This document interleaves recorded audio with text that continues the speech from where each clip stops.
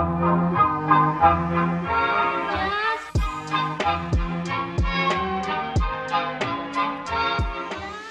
up, guys? It's your boy, Benny. We are massive Joe Rogan fans on this program. Joe Rogan's often right about things. When he's wrong, he corrects himself. Very honorable, very good thing to do. But Joe Rogan nailed it and caught a load of hell for this commentary about the Arizona election system, saying that Kari Lake was robbed. How much election fraud do you think is real? Here we go, Joe. You want to go to election fraud? Yeah, because I don't think it's zero. No, it's no not way. Zero. I think we could all agree it's not zero. No way it's not zero. And we know that these voting machines can be f***ed with. Yeah. And we know that there's some irregularities, Oh, all that Kari Lake stuff in Arizona that they're trying to dismiss. It doesn't look like that's invalid. It looks like there's real fraud there. It looks like there's some real shenanigans there. At the very least, there was voting machines that weren't working properly, and it seems very suspicious that a lot of them were in Republican areas. There's a lot of shenanigans. And I think there's coordinated efforts to make sure that certain people get elected. So Joe Rogan said that months ago. He said that in June. And what have we now learned breaking today? At least 56,000 federal-only ballots cast in Arizona 2020 election without U.S. citizen proof. Arizona is one of the only states to have bifurcated elections, says Arizona Assistant Attorney General Jennifer Wright. So what this means is that there is a federal-only ballot in Arizona for only the federal candidates, and that people voted illegally who were not American citizens. Let's read. More than 56,000 federal-only ballots were cast in the 2020 presidential election in Arizona without proof of U.S. citizenship required by the voters who cast them, according to data from the state's counties. So where's your source, Benny? Well, the state itself, okay? Which is right now run by Democrats, maybe because of this. Arizona is a state with an unusual stipulation of bifurcated elections in which residents who provide proof of U.S. citizenship can vote in all elections, while the others may vote in federal-only elections, resulting in ballots cast by voters who haven't proven U.S. citizenship. Arizona law requires residents registering to vote in the state to provide proof of U.S. citizenship. However, after the Supreme Court ruled in 2013 that Arizona must accept U.S. voter registration forms based on federal requirements under the 1993 Voters Registration Act, the state allows residents registering to vote who don't provide proof of citizenship to receive ballots for federal-only races. Federal voter registration forms require those filling them out only a sworn declaration that they are U.S. citizens. When residents of Arizona register to vote or update the registration in the election system, their driver's license registered to verify whether they have proof of citizenship. Those without documentation are ineligible to vote in state elections, are registered as federal-only voters. It's totally weird. Like, why would you do this? Like, so you can commit fraud in just federal elections? Like, your senators, both your senators and your House elections are very important as well, obviously, and the presidential election. Last year, Arizona enacted a law that requires counties to check federal-only voters for citizenship against multiple databases. The counties must reject any federal applications if they find the individual is not a U.S. citizen. The Justice Department sued Arizona over the law in 2022, claiming that this is a textbook violation of the National Voter Registration Act, according to the Assistant Attorney General Kristen Clark of the agency's Civil Rights Division, who is just a muppet in order to ensure that as many illegal people vote as possible, and that they lock up grannies who are protesting Planned Parenthood instead of actual terrorists in this country. Kristen Clark is an evil, evil goblet. The agency also claims that the law violates the Civil Rights Act. The former Arizona Attorney General Jennifer Wright told Just the News on Thursday that she believes Arizona is one of the only states to have bifurcated elections because the U.S. Elections Assistant Commission didn't allow the states to require driver's licenses for voter registrations, despite other states having the requirement. Fascinating. So now we're finding out that a bunch of non-citizens voted in Arizona's election. At least 5,697 federal-only ballots were cast in the 2020 presidential election in Arizona, most of which came from Maricopa County. Oh, of course. Some of the counties specified as to whether the federal-only ballots cast will be accepted. The 2020 presidential election showed that Donald Trump, with 10,000 votes less than Joe Biden in the state, so this could absolutely make up the margin of error. So this is these are the federal-only voters that are casting ballots in all of these counties in Arizona. Well, there it is, ladies and gentlemen. And it is not just Arizona, of course, who has a tough time counting their ballots. And by the way, I got to tell you, like I just saw Kari Lake this weekend, and it's so unbelievably sad what happened to Kari Lake. And I've watched it, I witnessed it firsthand. Again, I've done reports I was doing reports from on the ground there in Maricopa County. Item number one, why is Argentina able to count 27 million ballots in one night, and Arizona can't count like 750,000 in a time span of 3 weeks? Two, I saw the voter lines in Maricopa County. I was in Maricopa County on election day in 2022. I saw the voter lines out the block, out the buildings, and around the corners. I saw the frustrated voters. I saw the Republican areas. I went to these neighborhoods, and I witnessed it with my own two eyes. Now it turns out that they had the wrong paper size. Well, how's that happen? Who did that?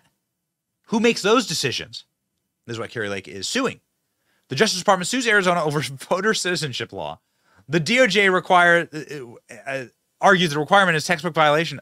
So again, Joe Biden is suing Arizona, a state that is requiring only U.S. citizens vote in U.S. elections. Is it showing you where they're going here? This is like obviously showing you. Now there's a bunch of big blue Democrat cities that are saying you don't have to be an American citizen to vote in our elections. You just have to live here. Oh, baby. That's the next step. That is the next step. And by the way, of course, Arizona is one of those border states where you get all the viral videos of people just flooding into the state. What is the goal? The same goal that worked in California.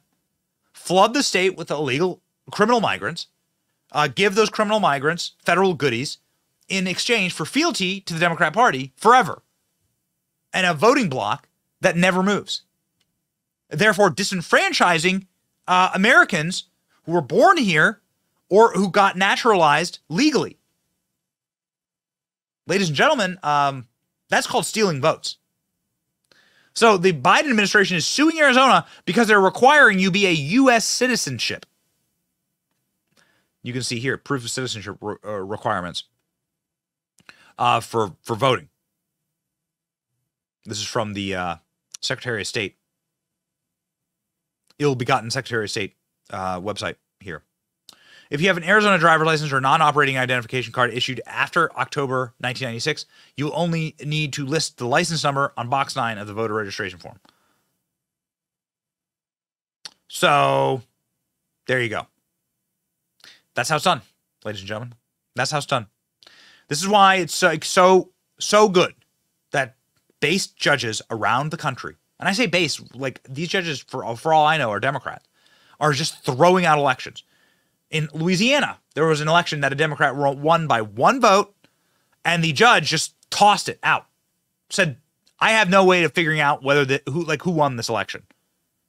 2 people voted twice. At least 5 votes were cast by absentee mail-in ballots, which should not have been counted for failure to comply with the law. That could be illegal immigrants voting. 4 invalid votes cast by interdicted persons who were unqualified voters. That could be dead voters. That's what I read that as, dead voters. We'll see as this is litigated. But at least 11 illegal votes were counted in a race that was won by 1 vote by the Democrat. So the judge said, see ya. Judge nullifies Louisiana election. A Democrat won by 1 vote after discovering fraudulent ballots. Well, now they're discovering thousands of people who have not proven their American citizenship voting in Arizona. Nearly 6,000 of them. Insane. In Connecticut, a judge sets a new primary date for the mayoral race tainted by alleged ballot box stuffing. It's not alleged. I mean, I get that you're the AP and you need to cuck for the system. This isn't alleged. This is literal ballot stuffing. That's what's happening here. Literal ballot stuffing.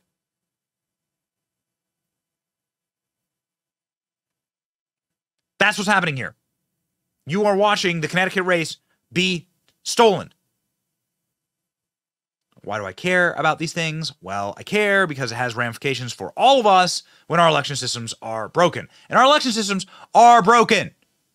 I just showed you in Connecticut, the bluest county in Connecticut, right? A blue state where judges are throwing out elections. Here in Iowa, a red state in a very red area of Iowa, here's a woman that caught a case for 52 counts of voter fraud charges. Why? Well, because, same as in Arizona, there was just no system in order to ensure that the paper ballots that are mailed to people are secure. It should be excruciatingly hard to get an absentee ballot. You should have to be sent to war. Hi, my name is Joey. I'm serving overseas in combat. I need an absentee ballot. Okay. That should be how you get an absentee. Hi, my name is Meemaw. I am dying of cancer in the hospital. I cannot make it to the polling location. Here's proof. Okay, we'll send you a single ballot. But in a world where they're like, just mail ballots out to everyone, this is what happens. Kim Taylor, the wife of an Iowa County supervisor, was found with 52 counts of voter fraud, concluding a months-long case into her interference in the 2020 election. Pretty incredible. It's always the 2020 election, isn't it?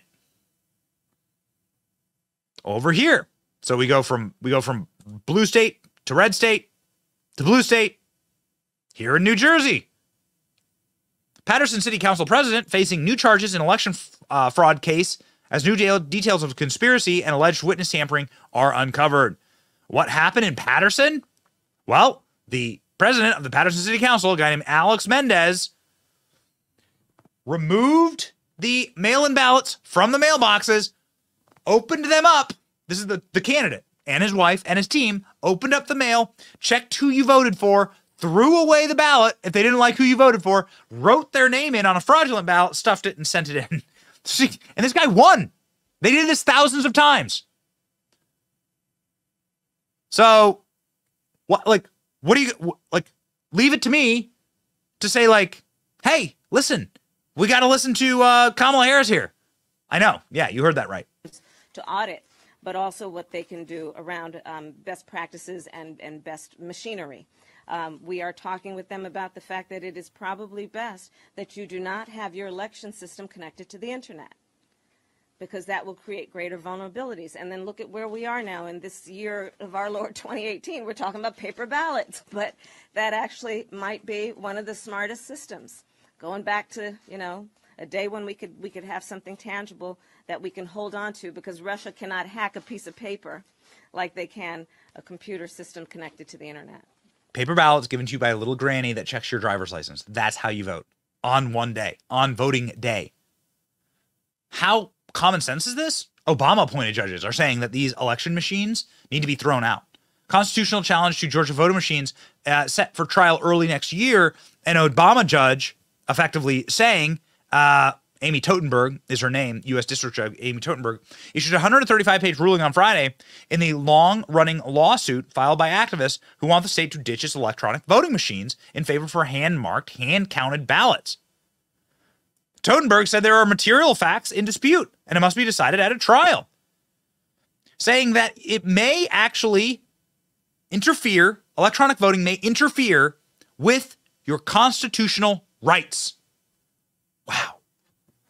It spawned an expert report that identified vulnerabilities in the election systems used by Georgia that led to a federal cybersecurity agency to issue an advisory to two jurisdictions that used the equipment and prompted some Georgia Republicans to call for abandoning the machines.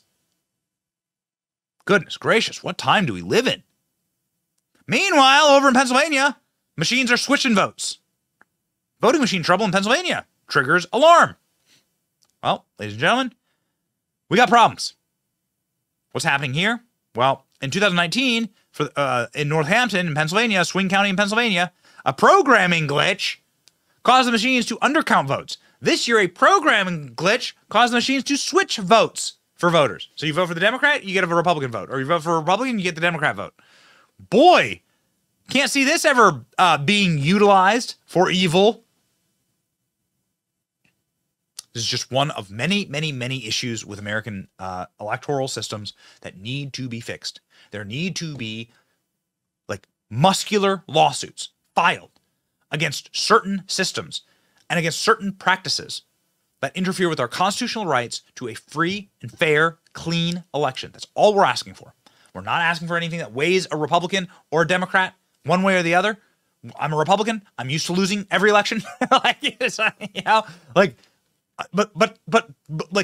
win fair and square and show me the proof that you won. This is what is most important. Instead, all you can show me are clips like this on CNN, where they literally catch ballot stuffing in the ballot drop box in Cuyahoga County, Ohio. Oh. You can see this woman right here casting her vote. Did you vote for Reagan or Jimmy Carter? Carter. Carter. Okay. We don't want to get. Look at the number of ballots she's got. Look at that. She's got like this Publishers Clearinghouse full of ballots. That is not the way elections should look in America. There shouldn't be nearly 6,000 people that can't prove whether they're a U.S. citizen in Arizona voting, at least. It's a broken system, man, and we're here to fix it. Stay based. It's your boy Benny. See ya.